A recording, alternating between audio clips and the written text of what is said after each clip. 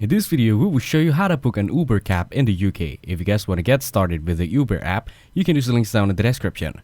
First, open the Uber app and enter your destination in the Where To box.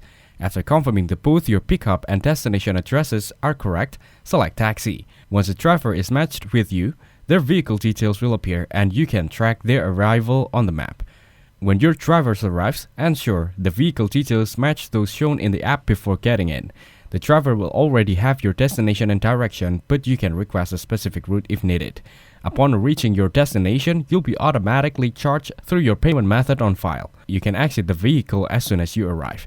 Don't forget to rate your driver to help maintain safety and quality on the Uber platform. Additionally, you can choose to tip your driver if you feel they provided great service. So that's how to book Uber cab in the UK. Make sure to use the links down in the description to get started with the Uber app. If this video was helpful, please consider leaving a like and subscribing to my channel. With that being said, I'll see you in the next video.